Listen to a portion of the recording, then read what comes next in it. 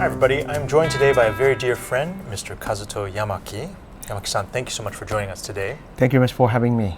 So Yamaki-san is the CEO of Sigma Camera. Sigma Camera makes beautiful cameras and lenses, and they're doing a pop-up with us here at the Pedder Arcade. And their latest product is this. This is called the Sigma BF, and it is a really beautiful piece of work. And honestly, because I'm not going to kid anyone here, I'm a big fan of what Yamaki-san does. I'm a big fan of his way of doing things, and I don't think this camera could have been made by any other company. I think there's something really very special about it. So today, Yamaki-san, I was hoping we could talk a little bit about the origins of Sigma, the origins of this camera, as well as just kind of like a historical overview of what's been happening in the company and where it might be going in the future. The Sigma was founded in 1961 by my father, Michiro Yamaki. My father was working for a small optics company back then, but that company bankrupted one day. And but that company was quite small, but still had some suppliers. And the president or owners of such small suppliers asked my father to start the business, to help their business. That's the start of this Sigma. And from the beginning, we've been specialized in the imaging devices, such as interchangeable lens, binoculars, anyway, some optical devices. After that, 13 years ago, 2012, my father passed away, and I took over his business. But when I graduated graduate school in Japan, I immediately joined Sigma. So I've already worked at Sigma for many years. I see. Do you think of Sigma now as an optical company or as a camera company? Well, it depends on the. It depends. I believe Sigma should be camera manufacturer, and I hope people believe Sigma as a camera manufacturer, because my father's dream was to become camera manufacturer, camera brand. Actually, the most of our revenue comes from the lens business. So many people believe Sigma is a lens manufacturer. Right. And there's something interesting about Sigma, which is that Sigma lenses are all made in Japan at your facility. None of it's outsourced, none of it's from any other country. It's all made in Japan. Is that correct? Correct. We have one single factory in Aizu, which is about 300 kilometers north to Tokyo.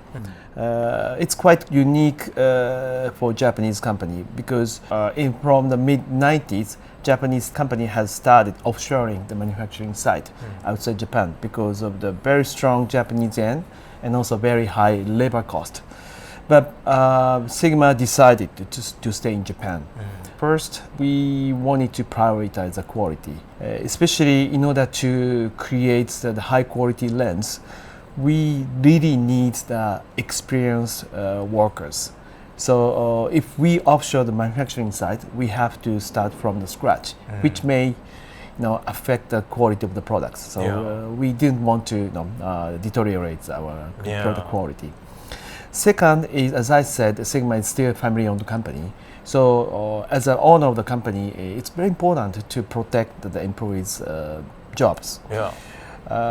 If Sigma can grow like this, we can maintain the factory in Japan and have other factories outside Japan, and we can grow together. But it's quite challenging. And normally, many companies invest to the newer factories. Also, they have to shrink the factory in Japan. Right.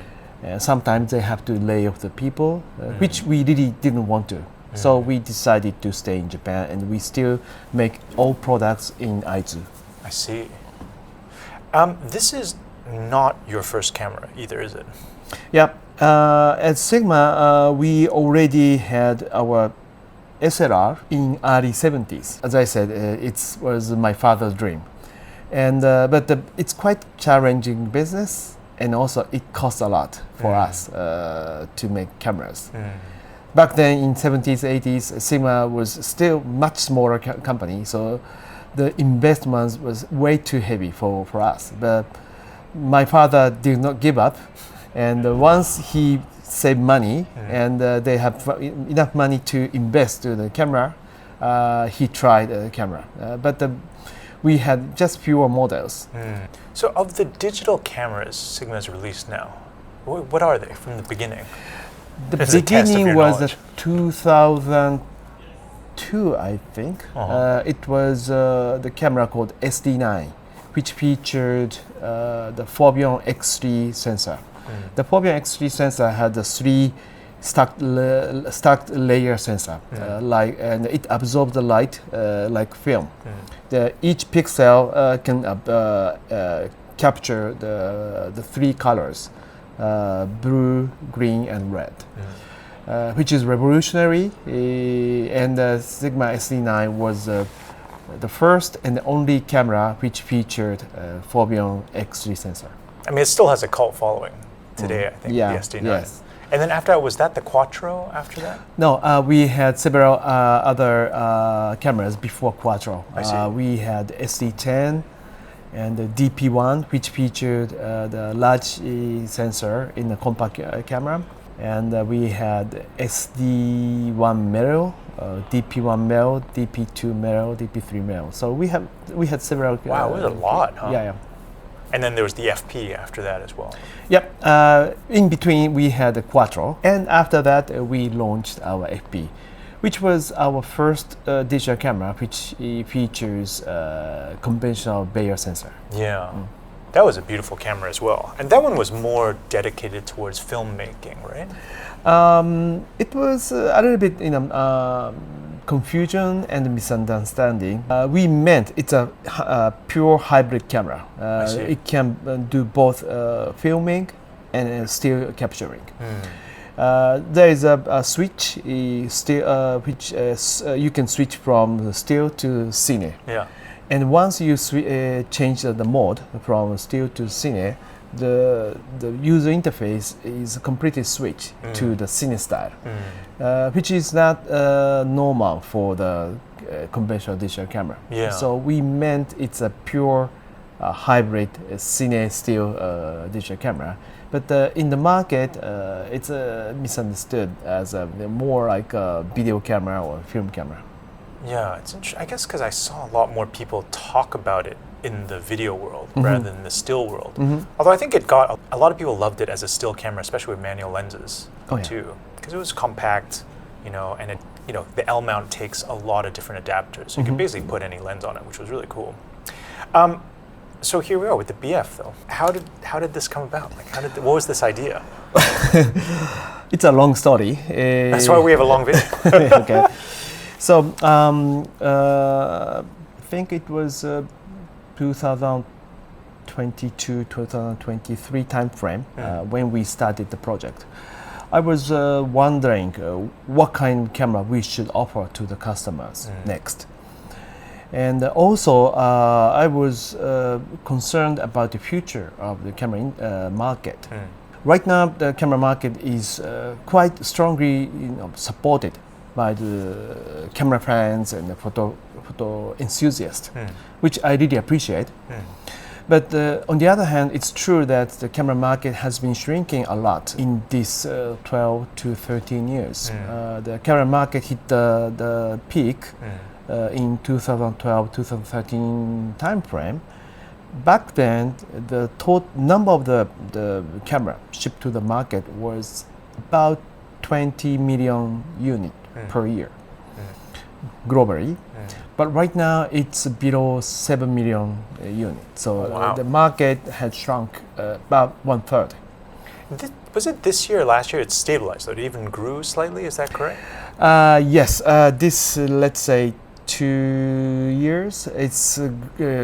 It seems that it hit the bottom. It's growing again. But it still, compared to 12 to 13 years ago, the market size is about 1/3. But the market size in terms of value or money, average price is about 3 times higher than the prices back then. I mean, I guess part of that might be Is it because all the point and shoots, like those sort of sub $300, sub $500 point and shoots, those have left the market, or those don't even count in the calculation? No, it's not counted. I just talk about the interchangeable lens I see. system camera, I see. which was digital SLR or mirrorless camera. So the average price has gone up I see. about by 3 times. Wow. And still, camera fans and photo enthusiasts support us, which again I really appreciate it. Yeah. But it's also true that the many people stop using camera Yeah. and they're taking photo with smartphone. Yeah. So I'm thinking what we can do for those people. Right. And through the conversation with many people, I personally knew that many people are still interested in camera as a device. They couldn't find the right camera for them to buy. Sometimes maybe camera is too big, or it's not appropriate to bring every day. The current camera is great. I know there are many great cameras from many manufacturers, and it's a great devices to capture sports photography, wildlife photography, or studio photography. I knew that people are looking for the camera that they can use daily, every day. While I was considering about the future camera from Sigma, I got the idea of the everyday system camera for creative people or creative minds. So that I first set the concept of camera as a everyday system camera for creative people. And so when you say every day, you literally mean this is something that you go out to work or to wherever every day and you just have it with you? Yeah. During the COVID, we could not go out. But in Japan, there was no quite hard lockdown. We could go out, but we try not to go to the office or crowded area. But I could walk around my house, and at the time I took my camera FP every day in the morning and took a walk and took picture every day. And I realized that once you have the camera in my hands, I try to find a nice, beautiful scene, especially in the morning. Light comes to the low level, right? And it makes everything beautiful. Yeah. So I realized that having camera in my hands, stimulates my own little creative mind. I see. And then I like to create such camera, which is more focused on that kind of purpose. Then I pitched such idea to our designer and also engineering team, and we started the project. Did you always imagine it to be this sort of shape, like this sort of format? Well, that's what the designer should do. And I, as a CEO of the company, I try not to say something about design. I know the several example. Not my company, but outside. Even if the designer come with a nicely designed products, I'm not talking about the camera, but in general. But sometimes CEO or some executives give some idea for the improvement, but which affect the total design of the product. So I try not to say anything about the design, but in order to bring the camera every day, and also I really wanted to make the camera that has a timeless value. For example, maybe 10 years later or 20 years later, I wanted to make the camera that people still, Sigma made that camera 20 years ago, which was quite interesting or which was quite beautiful. Yeah. So in order to create such kind of camera, I believed the camera must be simple, minimal, small, compact, and elegant. Yeah. So I I give some wish list to designer. Did you give any like models from the past that inspired you? Or like items from the past from other designers or other companies that inspired you? That's a good question. Actually, I did not have any idea, or I did not have anything that gave me an inspiration as to design of the BF. But conceptually, I thought about the camera obscura, which is the origin of the camera. The camera obscura means, as you know, dark box, right? In Latin, right? Yes, that's right.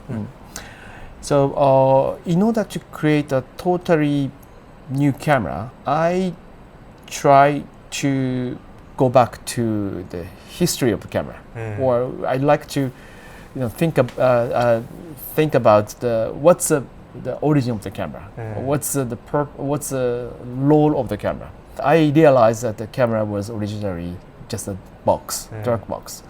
So I got idea of the design concept, which I called the modern day camera obscura.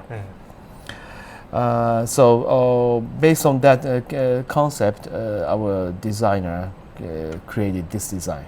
I like many classic cameras, so it may influence us a lot. So I'm going to go a little deeper into the weeds here. The interface of the camera is very interesting. Yep. And it's pretty different from most cameras. I mean, one thing I do like is that it has a little extra window. That really reminds me of like old film cameras and having your little status window. But it helps a lot when it comes to controlling the camera. Like, what brought you to this point of like wanting to simplify everything down like this? Is this like a continuation of the camera obscura, or is it more like a continuation of how people use their phones these days? Because when you use the camera on your phone, a lot of times you're just adjusting exposure compensation and that's it. We do not use a phone as a reference, but it may have influenced us, but I'm not sure. But what we wanted to implement is just the clean live view. Normally, the digital camera has many menu or information on the screen, which is quite helpful, and I like it. But sometimes it's too many, and you cannot focus on the subject or composition. So we really wanted to create the clean live view which has no information on it. Yeah. But in order to support the shooting, you need some information. Yeah. So we decided to have the small display here. I love it. Of course, you can set the menu so that you can see the all information on the screen. So you can turn it on or turn it off on the screen. I mean, I like that experience a lot. I think that also we've moved from a world of viewfinder style cameras to a world of cameras now where the screen is big and it's on the back. And I think that people think, because the screen's big, we should put a lot of information on there. But actually, it's really nice to have nothing on there at all. So I really appreciate that design choice. Thank you. I also think it's quite interesting, like Sigma lenses have a very particular look, especially the recent ones. The contemporary series of lenses have a really particular look, and they really blend well with the camera. Do you think your design team had something like this in mind already, at least the shape and the form of it?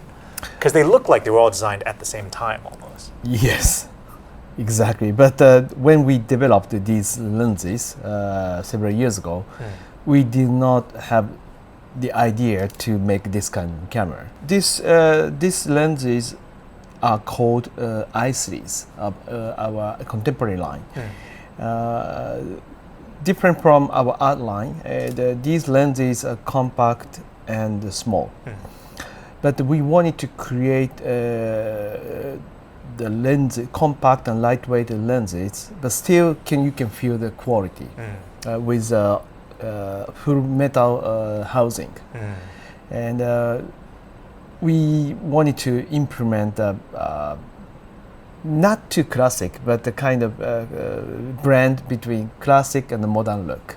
And we created these lenses. And just coincidence, it perfectly matched with Sigma BF. Was it always the plan to have two colors in this? Actually, in the beginning, we did not have such plan. But when we launched our I3 lens, just in order to tell customer that these lenses are fully constructed by metal housing, we created the silver version with a simple anodizing, just for the display, not for sale. Okay. But many people ask me to make this lens and sell to them. And Okay. while we are developing, right after we started the project, we remembered about it. Many people asked us to make the silver version of the i3s. Then we got idea, why don't we make the camera body with the same color? I think it was a great idea. I mean, it looks, because that's also a very, it's like a classic reference almost. You know, like there used to be a lot more cameras with silver bodies, and they just have kind of disappeared over the years. Everything is black now. Even when I was young, there were several nice silver color cameras like the Zeiss TCs. The Icon, right? Yeah, the Icon was. When I look at this, I'm reminded of the Zeiss Icon very much. I see. Icon. What else do you want to show us on this camera? Are there any particular features you're very fond of that you felt very strongly about? In terms of the feature, this camera has several unique color modes. We already have the FP camera, and among FP camera users, those color modes are quite popular. Quite distinctive color mode, such as teal and orange, or powder blue, warm gold, or other color modes. And in addition to those color modes, we added rich mode and calm mode, which have a little bit, let's say, organic look. A little bit. Some people say it's a more cinematic look. So once you rotating this dial, you can easily change the color mode on your screen. You can see the effect on the display. So depending on the scene or lighting or subject, you can change the color mode quite easily and take pictures. So I personally prefer to shoot in RAW and process on PC. But thanks to these color modes, I sometimes enjoy the JPEG shooting, changing the several color modes. Yeah, I mean, it's a nice way to experiment for sure. And I guess with this camera, you're really also trying to tap into a new audience, right? I hope so, yeah. Like you're imagining is it more of a younger audience? Is it more of an audience that didn't used to buy cameras? Yeah, I would be happy if those who have not purchased the camera in the past are interested in this camera. That makes me quite happy. If we can expand the potential customer base, we can contribute to the development of the camera industry and also photo culture. Yeah. I like more people know about the joy of photography or the beauty of photography. I mean, speaking of photo culture, what do you think of camera phone photography? This is a bit of a loaded question, but what do you think of camera phone photography? I think they have developed quite significantly in terms of the image quality. In the beginning, I never shoot picture with phone, but at some point I started shooting photo with phone, and I still do for myself. The image quality is quite impressive, mainly thanks to the power of software, which is called computational photography. I think it's a great technology, and we should learn, and we should use that kind of technology in some way in a conventional camera. Yeah. I like the phone camera, but also they use the deep learning quite heavily. Yeah. So anybody can take pictures. Anybody can take great images, but it's becoming a bit more difficult to take, let's say, unique photos. Yeah, that's precisely it. I think that's precisely it. So, with a dedicated camera, sometimes you fail to shoot properly, but you can get, some unexpected result. Yeah. Sometimes which is good. Yeah, I think so. I mean, I feel I'm not a huge fan of computational photography because I think that it's a subjective thing, and it's gotten to a point now where the photo you get out of your phone is so different from the photo you would expect out of a mirrorless camera, out of a film camera, that they now each have their own look, and now each have their own role in terms of like, what is the image you want to make, you know? I mean, like you see now a lot of Gen X, for instance, like going out and buying these old point and shoots that, like for me, who sort of grew up those, I'm like, I don't want to touch those again, right? Because I can get this instead. But I think they're just charmed by images without computational photography applied to them, which is kind of wild. I suppose it's sort of like people who grew up with black and white, when they see color, they're like, oh, I miss black and white. Maybe it's something like that. I don't know. You know, another thing I really like about the BF is I think the BF is peak BF. It's the most true to its kind of purpose with the prime lens. And I think prime lenses are something that people maybe don't appreciate enough, and I'm really happy that the contemporary line exists because, like you said, like they're small, they're compact, they feel good, they feel nice to operate. I mean, zooms though are quite a big part of Sigma's portfolio and Sigma's product line too. Correct, yeah. Do you have any zooms planned, like specifically for the BF in the future, you think? Of course, you can use the zoom lens on BF. The BF camera has L mount, is on in the L mount system, so you can use any lens which has an L mount. It could be, you can use even a long telephoto zoom lens. But considering this form factor of the BF, the big lens may not the perfect choice. It might be a good idea to have a small compact zoom lens, and also which perfectly match with BF. Right now, our plan is to focus on the prime lens, but I'm aware of such a request from the customers. So I think we need to discuss internally with the engineers. Do you have a favorite focal length for your prime lenses? My favorite focal length is 35 and 50. These two focal lengths are my favorite. Actually, because there's a 24, 35, 45, and 50. 45, yeah. Why is there a 45, out of curiosity? Well, that's the first our I-series lens. Ah, I see. Actually, I request engineer to design 45 because our first compact digital camera, which featured Foveon X3 sensor, had a similar focal length. It's shorter than 50 millimeter, but longer than 40 millimeter equivalent in the 35 millimeter full frame format. The sensor was smaller than full frame. Of course. And I quite like that focal length. It's not too long, not too wide. Yeah. It's nice, distance between the subject and the shooter. Yeah, it still isolates. Yes. It's great for portraiture, but you can shoot a lot of other still lifes with it as well. Yep. What do you think is next? Actually, today is a global release day of the VF. Oh, it is? Yes. So we start releasing the product today. Okay. So it may be too early to mention about the next camera, but we are now collecting the customer's voice. Maybe several weeks or months later, we will get more the voices from customers. Yeah. Then we will think about it. What do you think of the reception so far, actually? Because it's been an incredible launch. I mean, everybody's talking about it. Actually, it was,